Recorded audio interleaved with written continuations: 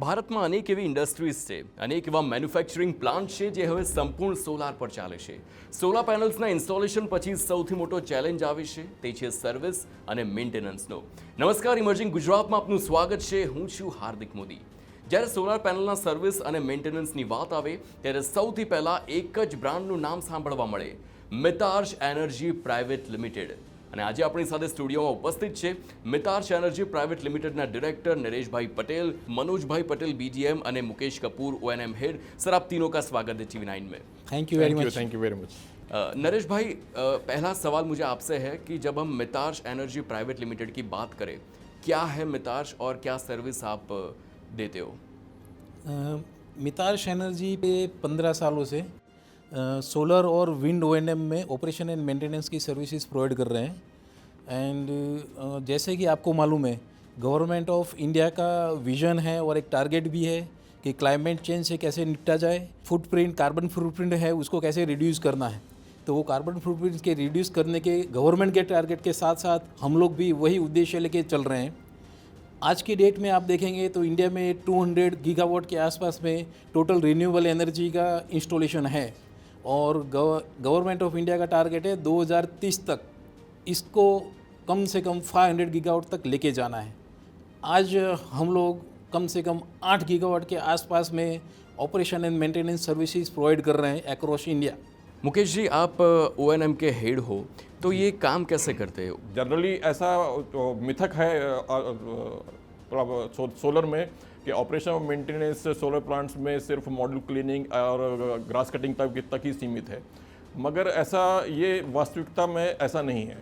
उसके operation maintenance के लिए बहुत सारे टेक्निकल स्पेशलिस्ट की ज़रूरत पड़ती है, जिसमें हमको मॉड्यूल का परफॉर्मेंस मॉनिटर करना, स्केडा से हमारा पूरा प्लांट का मॉनिटरिंग करना, फिर अपना जो स्ट्रिंग मॉनिटर है, पूरा फील्ड का हम लोगों के पास एक डेटा इकट्ठा करना पड़ता है, जिसके ऊपर हम लोग उसको एनालिसिस करके उसका जो भी उसमें रेक्टिफिकेशन करते हैं. जो हमारा अदर एस्पेक्ट्स हैं ऑपरेशन मेंटेनेंस के, वो है ब्रेकडाउन्स, कि ब्रेकडाउन्स को कैसे कम किया जाए. तो उसके लिए हमने जो हम स्केडा मॉनिटरिंग है और डेटा एनालिसिस है, उसके थ्रू हम लोग प्लान करते हैं उसका कि कितना जल्दी हमको ब्रेकडाउन उसको रेक्टिफिकेशन करने के लिए. अभी ब्रेकडाउन को अगर हमको कम्प्लीटली निकालना है तो उसके लिए इम्पोर्टेंट है प्रिवेंटिव मेंटेनेंस, कि हम लोग प्रिवेंटिव मेंटेनेंस में कि कितना क्लोजली, कितना इफेक्टिवली हम उसको प्रिवेंटिव मेंटेनेंस करते हैं. अगर हमारा प्रिवेंटिव मेंटेनेंस इफेक्टिव रहेगा तो of course there will be no breakdowns. और हम लोग उसी के ऊपर फोकस करते हैं कि there should be minimum breakdowns so that the plant performance should be optimum. मितार्श की हम बात करें तो क्या पूरे भारत में आपकी सर्विस चल रही है आउट ऑफ इंडिया? अभी हम लोग जो सर्विसेज प्रोवाइड कर रहे हैं वो पैन इंडिया बेसिस में कर रहे हैं. इंडिया के सारे स्टेट में हमारी प्रेजेंस है. ऑलमोस्ट इंडिया के 16 से 17 स्टेट में अभी हमारी सर्विसेज अवेलेबल हैं.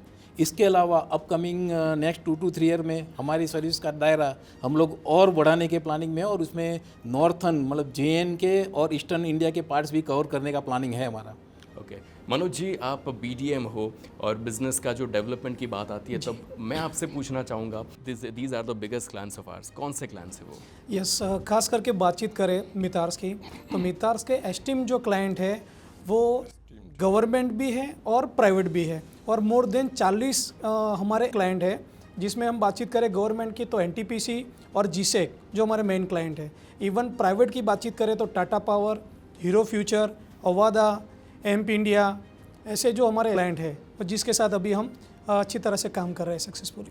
आपका इतना बड़ा स्टाफ है, सब कुछ मैनेज कैसे होता है? अब इतना बड़ा प्लांट होता है, मैनेज कैसे करते हो? ग्राउंड स्टाफ में 1200 प्लस टेक्निकल स्टाफ है, जो कि अलग अलग पूरे पैन इंडिया में डिफरेंट लोकेशंस पर पोस्टेड है अभी उनका. और वो they are technically trained persons, और उनका हम लोग टेक्निकली आगे भी ट्रेनिंग अवेयरनेस के लिए, न्यू टेक्नोलॉजी अवेयरनेस के लिए उनका ट्रेनिंग प्रोग्राम्स चलाते हैं. हमारे अपने सुरक्षा जो टीम है वो सभी साइट पर विज़िट करती है, सभी साइट पर का दौरा करती है, और वहाँ पर लोग जो हमारा टेक्निकल स्टाफ है उसकी ट्रेनिंग, उसका मॉनिटरिंग, वो सब हम लोगों को फीडबैक देती है। इसके साथ हमारे पास हमारे एचओ में, हमारे मुख्यालय में एक सुरक्षा विशेषज्ञों की टीम बैठती है जो लगातार पूरे 24 आवर्स पूरे जितने भी हमारे एंटिटीज़, जितने प्लांट्स हैं, जितने हम लोग अभी काम कर रहे हैं, उसका पूरा मॉनिटरिंग, उनके टेक्निकल स्टाफ से बातचीत, उनके ट्रेनिंग, उनके जो भी उसको परमिशंस वगैरह देनी होती है, वो सब उसको उसके ऊपर मॉनिटरिंग करना पड़ता है। फिर उसके साथ इसको इतना सब चलाने के लिए हमारे पास एक ऑफिस में हमारा एक बैकअप टीम है। तो हम सभी साइट पर सभी जितने हमारे स्टाफ है उसका पूरा कॉम्प्लेक्स हम लोग पूरा करते हैं।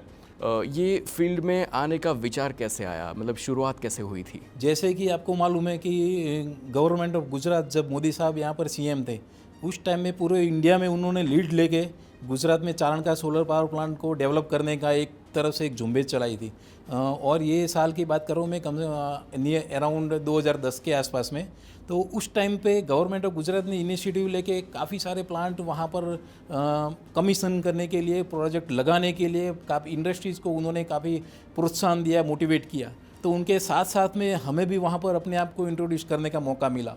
हम भी उनके साथ में जुड़ गए, वही मिशन में जुड़ गए और हमें भी वहाँ अपॉर्चुनिटी काम करने की।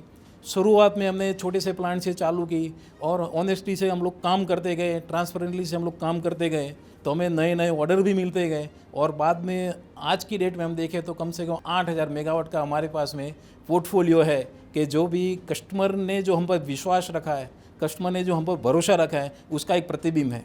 नरेश जी, जब आपने इस फील्ड में आए और अब शुरुआत की, तो उस वक्त सोलार का अभी जितना ट्रेंड चल रहा है, गवर्नमेंट भी इतना प्रमोट करे, उस वक्त इतना ट्रेंड नहीं था।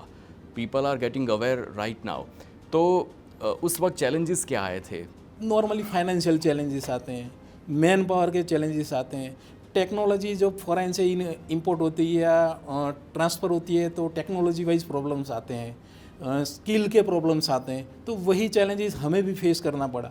बट हमारी टीम काफ़ी स्ट्रॉन्ग थी और टीम के सपोर्ट की वजह से हम लोग वो जो भी चैलेंजेस हैं उसको ओवरकम किया, हमने अपने आप को प्रूव किया और जहाँ जहाँ भी मौका मिला वहाँ पर ग्राउंड में वहाँ पर खड़े रह के हमने काम करवाया। और मुझे लगता है कि वही कस्टमर साइड से भी हमें सपोर्ट मिला है एंड हमारी टीम की ओर से भी काफ़ी अच्छा सपोर्ट मिला। मनोज जी, जब अभी सरकार भी रिन्यूएबल एनर्जी को कंटिन्यूसली प्रमोट कर रही है, उस हिसाब से आप TV9 के व्यूअर्स को क्या बताना चाहेंगे?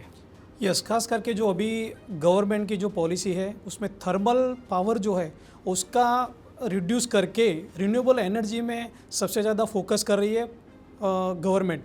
तो गवर्नमेंट का जो मिशन है कि 2030 तक 500 गीगावाट करने का, बस उसी में हम लोग अभी शामिल हैं और हम चाहते हैं।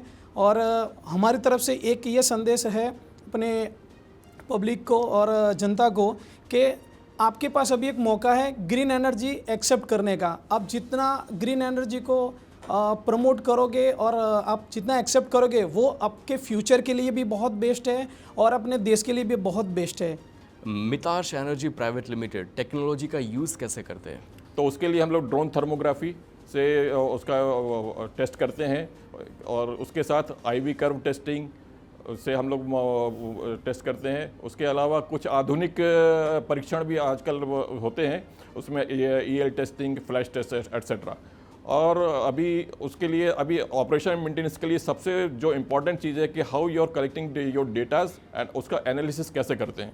तो उसके लिए हम लोग जो डेटा कलेक्शन है वो हम लोग internet based live data collection होता है।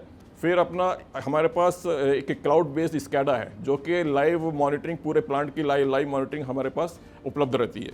उसके हिसाब से हम लोगों को उसका ऑपरेशन मेंटेनेंस, उसका ब्रेकडाउन्स, उसके अदर एक्टिविटीज़ प्लान करने में सुविधा होती है। ओके, जब हम बात करते हैं, अभी आपका बिजनेस बहुत ही अच्छा चल रहा है, व्हाट अबाउट फ्यूचर? आने वाले 5 साल का मितार्श का रोड मैप क्या होगा? यस, अभी जैसा सर ने बताया, अभी हम जो कर रहे हैं 8000 मेगावाट का ऑपरेशन मेंटेनेंस कर रहे हैं। 2027 तक का हमारा टारगेट है 15000 मेगावाट का ऑपरेशन मेंटेनेंस करना।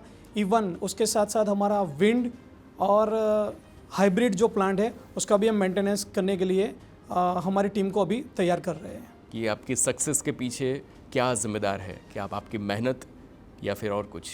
या मेहनत तो होती ही है किसी भी सक्सेस के पीछे, बट उसके पीछे आपका इंटेंशन, आप किस तरीके से हैंडल करते हैं उसको, आपका कमिटमेंट, डेडिकेशन, क्लाइंट को कैसे आप सेटिस्फेक्शन देते हैं, वो बहुत ही ज़्यादा इम्पोर्टेंट है।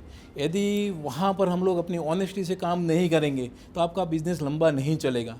तो मेरे हिसाब से वही एक सक्सेस मंत्र है कि जो भी काम करते हैं, जो भी हम लोग डिलीवरी करते हैं, वो अपने सेटिस्फेक्शन के लिए करेंगे तो सामने वाले को, कस्टमर को अवश्य ही उसमें सेटिस्फेक्शन मिलेगा और अपना बिजनेस सक्सेस हो जाएगा। बिल्कुल। नरेश जी, आपने जैसे कंपनी स्टार्ट करी और इस मुकाम पे आप ले गए, आपके जैसे ऐसे बहुत यंग एंटरप्रेन्योर्स हैं जो खुद का कुछ स्टार्ट करना है, क्या संदेश देंगे उन लोगों को? यस, उनको खाली उतना ही ध्यान रखना है कि कुछ भी काम करते हैं तो इमीडिएटली रिजल्ट का एक्सपेक्टेशन न रखें, उसको काम करते जाए तो ऑटोमेटिकली मेरे हिसाब से उनको रिजल्ट मिलेगा, 100% मिलेगा। तो ज़रूर एक दिन हम लोग सफल होंगे।